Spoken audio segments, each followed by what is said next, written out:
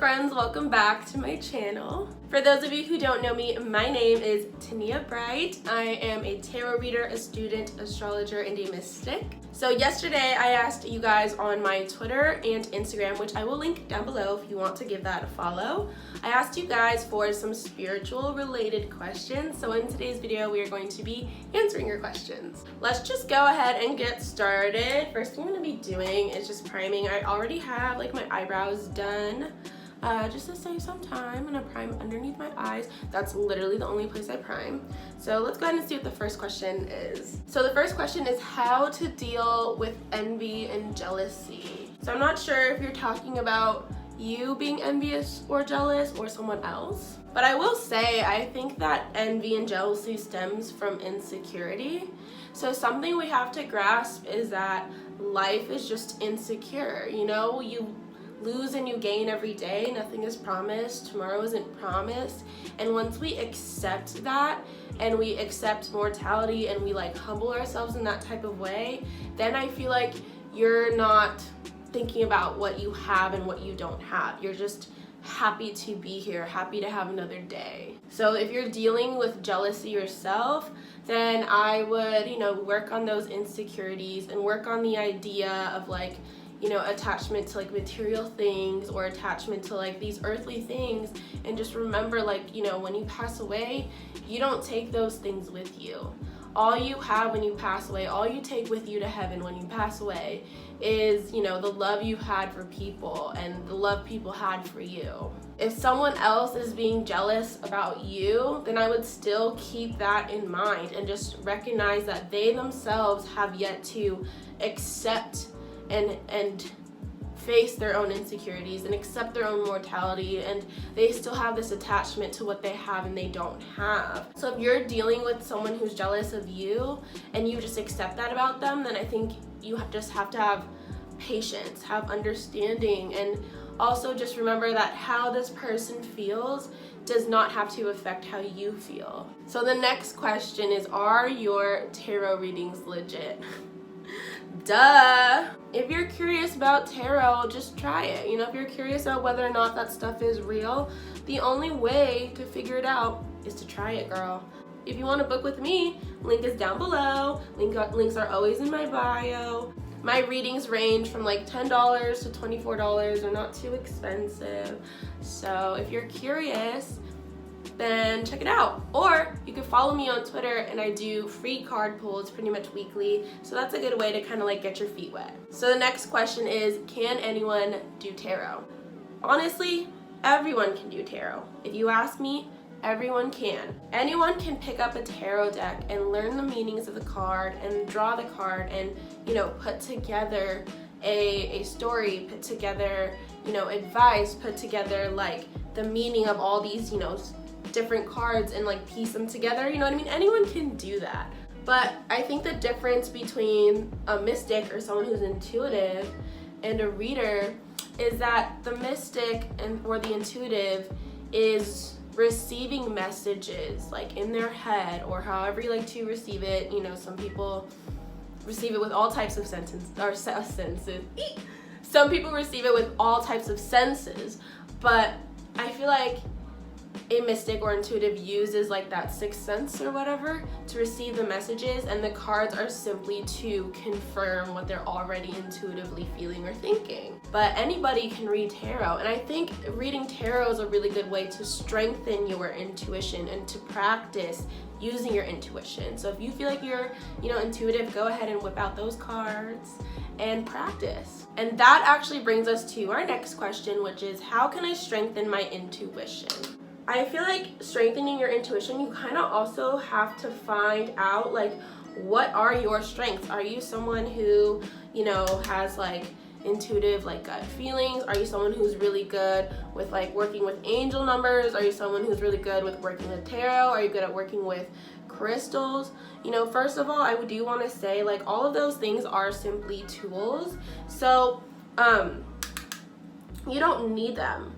You really don't. But I feel like they really help a beginner kind of like unlock their, powers. I don't want to say the word powers because I feel like that makes you sound like a freaking superhero, but I feel like working with tools, like when I started working with tarot, that 100% helped me strengthen my intuition. When I was reading for other people, just like friends and family, like I would read for anyone who would let me, that 100% strengthened my intuition. So if you're someone who likes to work with like crystals or tarot or whatever, just keep doing it, keep working with it, and over time you get stronger. Like strengthening your intuition doesn't happen overnight. A big thing is you can try strengthening your intuition all you want, but if you don't trust what it's saying to you, like it doesn't mean anything. You have to build that trust within yourself if you are trying to strengthen your intuition. Yeah, at the end of the day, it's practice makes perfect. You have to work on whatever your ability is every day if you want to strengthen it. It's like a muscle, you know, every single day you got to exercise it. Let me pop on the eyeliner and the lashes real quick, and then we'll be back because there is no way your girl can do that while talking. Boom. She's a new woman. So the next question is, you know, how can you focus on building confidence through spirituality? And honestly, confidence through spirituality, it takes time. Everything in spirituality takes time. I feel like confidence is something that comes with doing the shadow self-work and forgiving yourself and exploring yourself. So if you don't know about shadow self-work, it is working with your subconscious, working with the parts of yourself that you suppress, working with the parts of yourself that you hide, your inner demons, your wounds, your traumas. It's like everything you packed up in a box mentally and tucked away, you now have to, you know, unpack. And that is key to confidence, in my opinion, is, you know, making friends with your demons, making parts with all the sides of yourself. Because if you don't, then, you know, those parts will always come back to haunt you.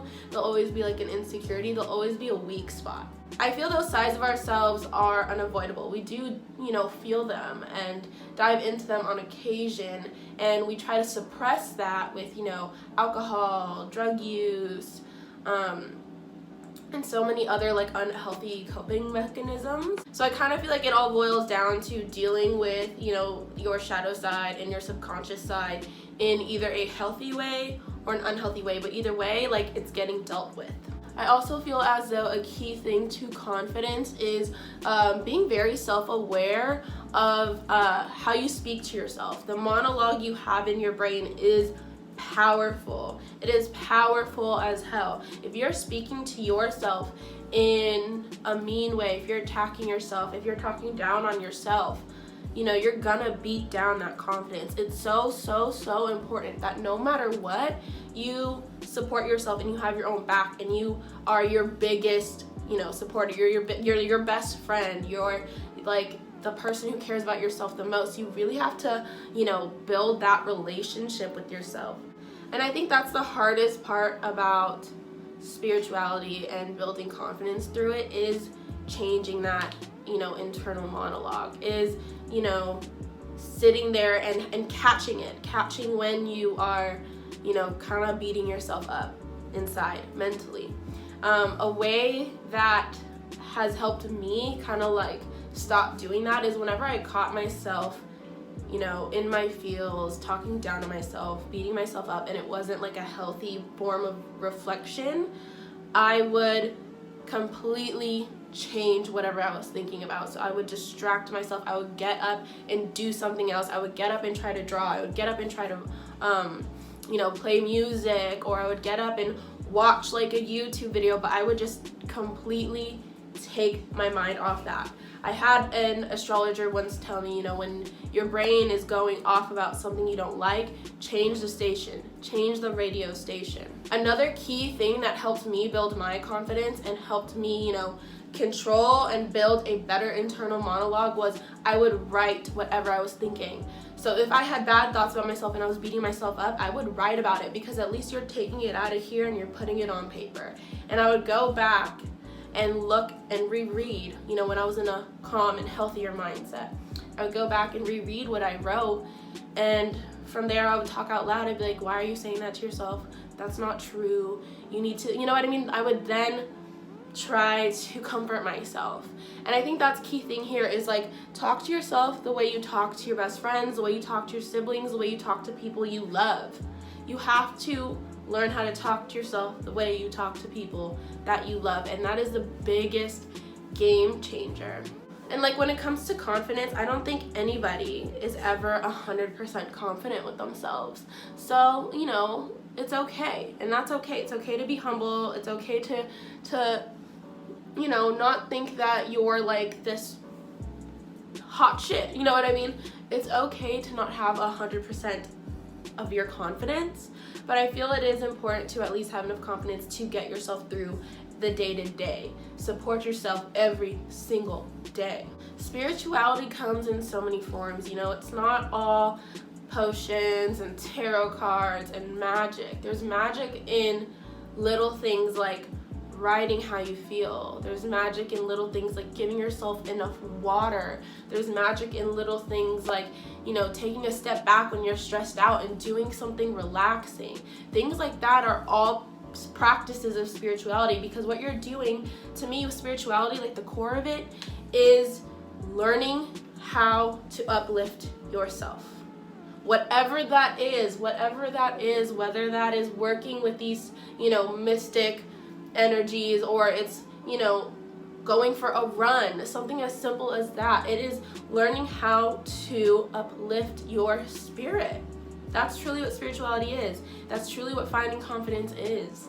Another key thing too is morning routines. I feel like the way you start your day really affects your confidence throughout the day. So it takes practice, it takes tricking your brain, it takes figuring yourself out, but eventually you gotta find that routine that starts you off in a good mood. So something that really helped with me was plants. You know, getting up every morning and watering my plants and spending time with my plants puts me in a really good mood. And then another thing is to-do lists. They're almost like little manifestation lists. So, you know, writing down what I need to get done and then checking that off builds my confidence. So it's like really having to understand what you need to feel good every day, and then doing that for yourself, loving yourself enough to do it. And I know when you're like not confident and you're at rock bottom and things are really hard, it can be so hard to have the drive to even get out of bed. So that's why I think it's important to find something to get out of bed for, like plants, for instance. Find that one little thing that makes getting up that much easier. You know, maybe you love to, you know, do your makeup, so maybe you can get up a little bit early so you have time to do your makeup. But, you know, incorporating that in your morning routine, I feel like really builds the confidence for the day. With that being said, someone asked me what my quarantine routine is. Girl, I am introverted as hell. My routine hasn't changed in the slightest. I was never leaving the house anyways.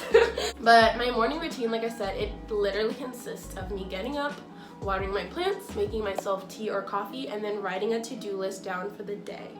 Those things are key if I want to have a good day. Also making my bed every single day, so that way I don't jump back into it. I do have like a self-care pamper routine that I like to do at night, and if you want to see that, I would love to do a whole video about it, because girl, it deserves a whole video. It's a whole shebang. It's a whole moment. I really don't play when it comes to the self-care routine. So the next question is, how do you deal with people calling it demonic or satanic?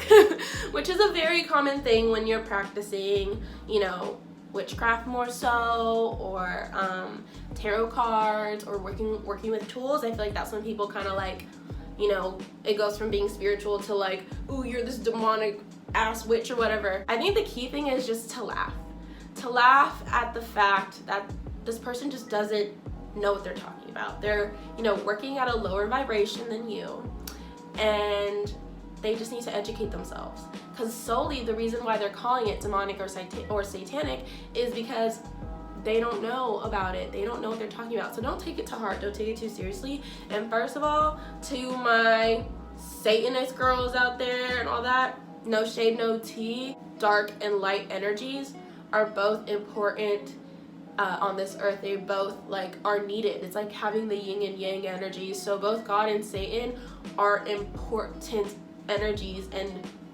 you know, beings to have or to work with, in my opinion. Okay, don't judge it. I'm going to put on my lip and then we're gonna finish this video. Okay, lips are on. Cute. Okay, so the the last question was, how can you understand your premonitions or control like your premonitions? Sorry if I'm like nasally. Oh my god, I forgot nose highlight. Who do I think I am forgetting the nose highlight?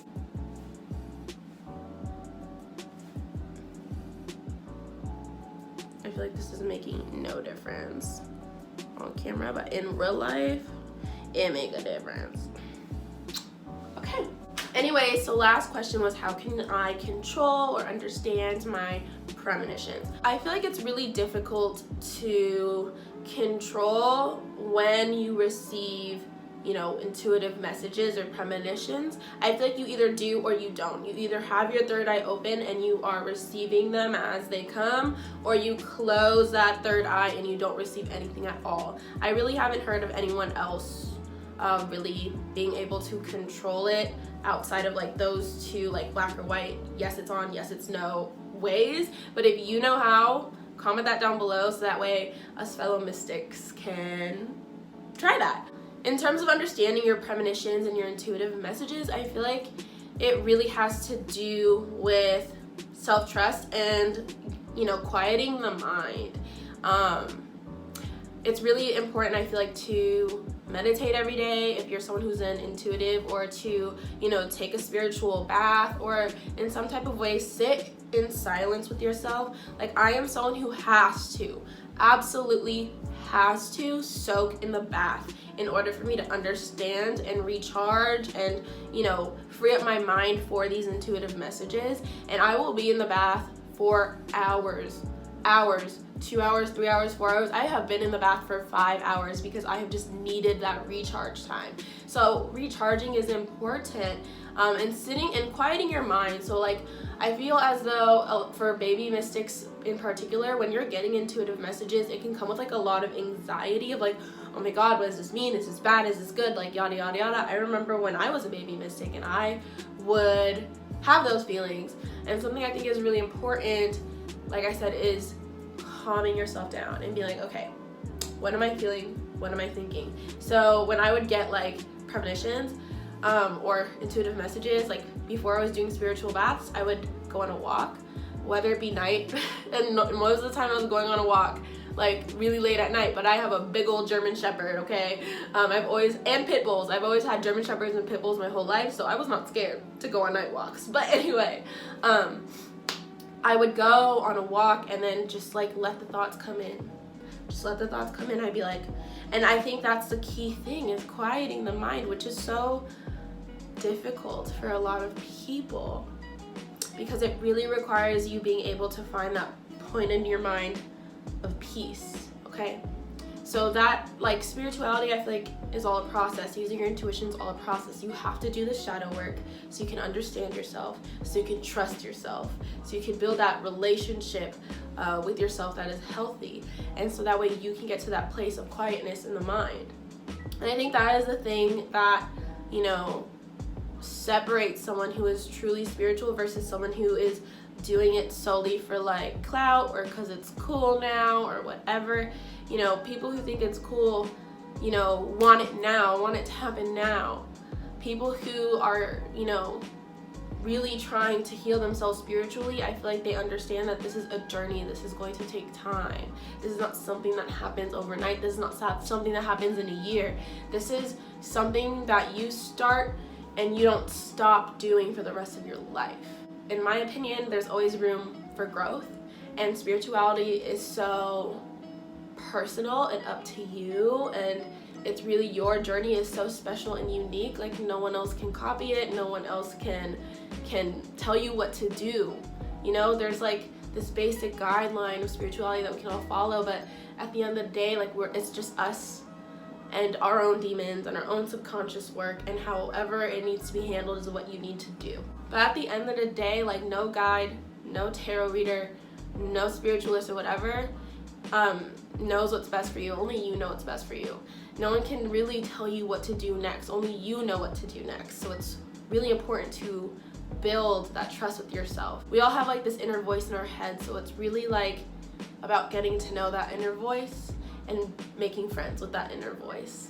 And I think once you do make friends with that inner voice, then you kind of walk through life feeling a lot more whole. I really hope this makes sense. Spirituality is so hard to talk about. I don't know what I was thinking trying to make this video, but I gave it my best.